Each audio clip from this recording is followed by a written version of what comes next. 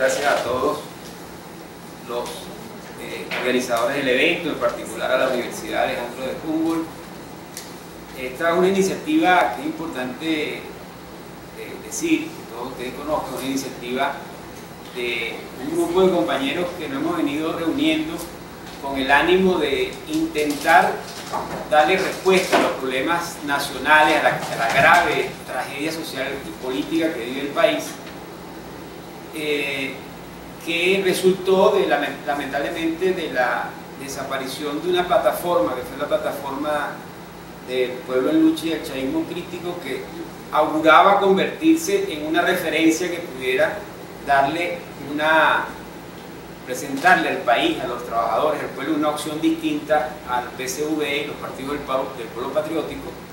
y a la Mesa de la Unidad Democrática. Lamentablemente se disolvió, pero sin embargo algunos referentes que participábamos allí, específicamente Ciltra Salud, que es uno de los convocantes de este foro, Ciltra Salud Distrito Capital, Sinatra UCB, específicamente la Secretaría de Relaciones y Propaganda a cargo del compañero Marco García, que no estaba hoy presente, está de viaje, el PSL, los mismos compañeros de la UST, que nos parece que es necesario mantener viva ese ánimo que en un momento determinado unió a varias organizaciones, tanto de la izquierda chavista como no chavista, con la intención de conformar una alternativa política de los trabajadores y del pueblo. Yo creo que es importante. Acabamos de pasar, como dice la convocatoria de este foro, por más de 100 días de protestas masivas en el país. Y ahora no está pasando nada. Así que creo que es importante que nos preguntemos qué fue lo que pasó, qué pasó en Venezuela. ¿Hubo o no una rebelión popular? ¿Qué significaron esos días? ¿Y por qué ahora no pasa nada? Yo creo que tenemos que comenzar haciéndonos algunas preguntas, planteándonos interrogantes y tratar de ver cómo las respondemos, porque los problemas que generaron esa situación, que nosotros consideramos que fue una rebelión genuina, efectivamente, que no fue exclusiva de sectores populares, que especialmente de sectores de clase media, que desde el 19 y el 20 de abril dio un giro, un cambio cualitativo muy importante con la incorporación de sectores significativos de los barrios populares, no solamente en Caracas, sino también en muchas ciudades del país. Hay un dato importante que presentaba hace poco Keimer Ávila, que es un investigador de la Universidad Central de Venezuela, abogado, que fue uno de los activistas de aquella famosa toma en el año 2001 del Consejo Universitario de la UCB, que plantea que la mayoría de más del 70% de los muertos y heridos en las protestas de estos últimos 4 meses son jóvenes estudiantes y trabajadores. Es decir, esto echa por tierra la presunción de que era una protesta localizada en determinados sectores de la clase media y que encabezaba exclusivamente la MUD. Esto hay cantidad de evidencias que pudimos constatar, porque nosotros desde ese momento, desde esa fecha del mes de abril, comenzamos a participar en toda esta protesta, en todas las formas de protesta que se dieron. El PSL intervino en ella porque nos parecía que era una protesta genuina, que iba más allá de la MUD y que además era expresión directa del descontento genuino de millones de personas, de trabajadores y sectores populares que habían sido base social del chavismo y que comenzaban a romper en la calle, en la protesta, con el gobierno y con el régimen político que ha dirigido el país, o que ha regido el país en los últimos 18 y 19 años. Es decir, eso creo que es un elemento importante que nosotros queremos plantear. Hubo una rebelión popular genuina, que se expresó también en importantes sectores populares. Lamentablemente la clase obrera no intervino como clase desde sus sindicatos, fábricas y empresas, pero lo hizo en el torrente, siendo parte del pueblo que salía a las calles masivamente a protestar. Muchas veces incluso tenemos evidencia de gente que se iba de sectores populares a las marchas que convocaba la MUD a otras zonas, por el temor de ser perseguido, de ser criminalizado por el gobierno a través de los colectivos, incluso de los mismos consejos comunales o los mecanismos de los CLAP, que son los que distribuyen las cajas en las casas, en las zonas populares, en las comunidades. Y la gente, tratando de garantizarse la comida en medio de la brutal crisis que vivimos, se trasladaba de sus zonas donde tradicionalmente viven y hacen vida, y se trasladaban a las protestas convocadas por la MUD. Esto me parece que es un punto que es importante tenerlo en claro. Ahora, ¿por qué? ¿Qué pasó que ahora no hay, que estas protestas masivas no se están dando? O sea, ¿por qué hay esta aparente paz? Efectivamente, como dice el gobierno, que la Asamblea Nacional Constituyente trajo la paz al país. Esa es otra pregunta que habría que hacerse. La otra pregunta que habría que plantearse es, y ya la profesora Oli Millán lo planteaba, es la MUD. ¿Qué rol jugó la MUD? La gente está satisfecha, la mayoría de la gente que salió a la calle a protestar, los familiares de los cientos de muertos que hubo, de heridos y de personas detenidas que todavía están detenidas, se sienten representados en la MUD, se sienten representados en cómo dirigió la MUD este proceso. Dirigió entre comillas, porque en muchas ocasiones la gente sobrepasaba, iba más allá de lo que la Mesa de la Unidad Democrática planteaba. Nosotros creemos que no, efectivamente, no, mucha gente no se siente representada y que no siente que hoy lo que más le urge es participar en procesos electorales como el de las elecciones regionales, que la MUD ya dijo rápidamente que iba a entrar a participar, sino quizás sean otros los problemas que a la gente le están preocupando, y son fundamentalmente los que originaron la protesta y la rebelión popular que se inició hace 4 meses, que es el hambre, que es la falta de comida, que es la represión, que es los despidos en empresas públicas y privadas, las suspensiones en empresas como por ejemplo Polar, que son negociadas y discutidas en el Consejo Nacional de Economía Productiva con los empresarios, porque yo creo que hay que comenzar a terminar de destruir algunos mitos. Un primer mito es que este no es un gobierno de izquierda. Hay que comenzar prácticamente cualquier análisis de la situación venezolana planteando que este no es un gobierno de izquierda, no es un gobierno socialista ni mucho menos antiimperialista. Es un gobierno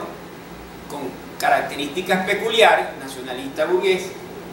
que se disfrazó o se encubre con un discurso pseudo socialista de izquierda,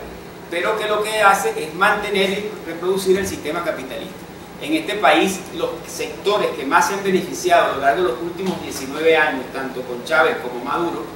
son la banca. La banca, no es casual que ahora Forbes acaba de sacar la lista de los más ricos en el mundo y coloca a 3 venezolanos, y el que encabeza la lista de los 3 venezolanos más ricos, con 3.500 millones de dólares, si mal no recuerdo, Escotet, Juan Carlos Escotet, presidente de Banesco. O sea, no es casualidad que sea un banquero, un sector que no es precisamente productivo, el que encabece esa lista, porque ese ha sido uno de los sectores que más se ha beneficiado a lo largo de los 19 años, tanto con Chávez como con Maduro, de las políticas económicas de ambos gobiernos, del chavismo, supongo. Y los otros dos son, el segundo es Cisneros y el tercero es Mendoza. No es casualidad, Mendoza es uno de los que más se ha beneficiado, a pesar de todo el discurso y de toda la retórica del gobierno, tanto de Chávez contra el pelucón, en el caso de Maduro. Es uno de los sectores que más se ha beneficiado. Escotet se hizo millonario especialmente en los últimos 18 años. Los otros dos ya eran, digamos, del Valle de hace tiempo, solo que han consolidado su riqueza y son hoy expresión clara de lo que significa lo que ha significado el chavismo cuando hagamos la historia. Yo soy historiador, pero como estoy dedicado a la política no me puedo poner a escribir sobre la historia de nada, pero los historiadores tendrán que escribir y dirán en algún momento, dentro de 50, 60, 80 o 100 años, que los que sostuvieron al régimen chavista, tanto con Chávez como Maduro, y estos hay datos, hechos, elementos concretos que lo pueden probar, fueron fundamentalmente el sector bancario, de conjunto el sector financiero, el sector de telecomunicaciones, que tiene trimestre tras trimestre ganando todos los mundiales del mundo, y los sectores importadores, muchos de ellos ligados a empresas privadas manufactureras que han disminuido su producción y están aprovechando los diferenciales cambiarios para importar, porque sale mucho más rentable, produce más ganancias importar que producir en el país para el consumo nacional y para exportar. Ahora, ¿qué tenemos enfrente, o sea, en este momento en Venezuela? Primero, hay que decir que esta rebelión, respondiendo a las preguntas que formulaba al principio, y la situación que estamos viviendo de aparente calma, tiene como responsable fundamental desde nuestro punto de vista, y son cosas que hay que hacerlas. Yo entiendo que mucha gente vea a la Mesa de la Unidad Democrática como una alternativa porque no hay otra, entonces tiene que echar mano contra el gobierno de la MUD, pero creo que hay que ser objetivo en lo que está pasando. Esta situación que tenemos ahora de reflujo del movimiento de masa, reflujo circunstancial, tiene que ver con el rol nefasto que tuvo la dirección política de ese proceso que fue la MUD, que efectivamente no encabezó la movilización porque quería, sino porque la misma presión social y los eventos que se produjeron a raíz de la sentencia del TSJ y el pronunciamiento de la fiscal generó una situación que lo llevó a tener que asumir el papel de dirección, de jugar ese rol de protagonista de un proceso que ya venía latente y que se estaba desarrollando porque las condiciones materiales y políticas del pueblo venezolano son cada vez peores, el hambre, la represión, los despidos y toda la situación de crisis en el país estaba generando o propiciando el caldo de cultivo para que se produjera esta rebelión. Lamentablemente la encabezó un sector que no se diferencia en nada o se diferencia muy poco del gobierno, y creo que este es otro elemento importante. Aquí la dicotomía no es entre escuálidos y chavistas. Aquí es una lucha de clase profunda, donde están los trabajadores, el pueblo, la juventud, los sectores más empobrecidos de la población, que no tienen ninguna perspectiva, no tienen ningún futuro, y por otra parte el gobierno, los empresarios, la Mesa de la Unidad Democrática y los boliburgueses que se han enriquecido a lo largo de estas casi 2 décadas al amparo del Estado y de la renta petrolera, de la cuantiosa renta petrolera que ha administrado el chavismo a lo largo de todos estos años. ¿Esto qué nos plantea? Tenemos enfrente a un gobierno que con la Asamblea Nacional Constituyente pretende perpetuarse en el poder, seguir avanzando en la restricción de las libertades democráticas, pero las condiciones materiales que generaron la rebelión popular, que ahora está aletargada, larvada, en medio de un relativo reflujo, por eso decía que era relativo, porque va a volver a expresarse el descontento que vive hoy el pueblo venezolano, porque la situación que estamos atravesando es insostenible. Esto no tengo que recalcarlo porque lo vivimos a diario todos nosotros. O sea, ya ni siquiera es la escasez solamente, que todavía hay muchos productos que no aparecen, sino que además esto se agrava porque los productos muchos han aparecido, pero resulta que son incomprables, es imposible comprarlos, los costos de un paquete de arroz o de harina, si se consigue, o de aceite o de cualquier otro rubro, es prácticamente inalcanzable para los salarios destruidos del pueblo venezolano, de los trabajadores, y esto va a hacer que la rebelión vuelva a expresarse, más allá de que lo quiera o no lo quiera la MUD, más allá de que la MUD siga negociando como está haciendo y buscando ver cómo llega a acuerdos con el gobierno, porque fue lo que hizo siempre, lo hizo en el año 2016, no lo podemos olvidar. El año 2016, en enero nadie daba medio por el gobierno de Maduro, pero tenemos que recordar que fue precisamente la MUD que entró en el diálogo con el Vaticano, con UNASUR, incluso amparado por el imperialismo norteamericano, los que permitieron que se produjera ese vacío, ese año de gracia que le dio de alguna manera la Mesa de la Unidad Democrática, que jugó un rol nefasto en aquel momento y lo que lo viene jugando ahora, cuando de manera completamente unilateral, sin contar, sin pensar en los cientos de muertos, que 120 y tantos muertos que hubo, heridos y personas que todavía están detenidas, por las que no están haciendo absolutamente nada, por cierto, se metió en el proceso electoral que convoca a las regionales que está convocando el gobierno, que no hay ninguna garantía de que se vaya a hacer, porque no han colocado fecha. Esto es importante tomarlo en cuenta. Y además, hace poco Maduro dijo que había elecciones en el 2018 presidenciales, pero que en todo caso era la Asamblea Nacional la que decidía. Si dejó abierta la posibilidad de que la Asamblea Nacional plenipotenciaria, espuria, fraudulenta, que montaron con 8 millones de personas que nunca votaron, porque todos lo pudimos ver, el único sitio donde había gente votando era en en el Poliero y por una sencilla razón: si los concentra todos en un solo sitio, por supuesto que si toma foto va a haber un gentío en toda la foto. La realidad es que no hubo 8 millones de votos, solamente participaron ellos, no hicieron ninguno de los mecanismos de control del proceso electoral como que se han hecho en otras ocasiones, para simplemente montar una Asamblea Nacional a su imagen y semejanza para seguir perpetuándose en el poder y mantener las medidas restrictivas de la libertad democrática y seguir usufructando la renta petrolera. No nos queda otra al pueblo venezolano que movilizarnos, volver a retomar la movilización en la calle, y esto plantea la necesidad también, simultáneamente con esa movilización, de la necesidad de plantearse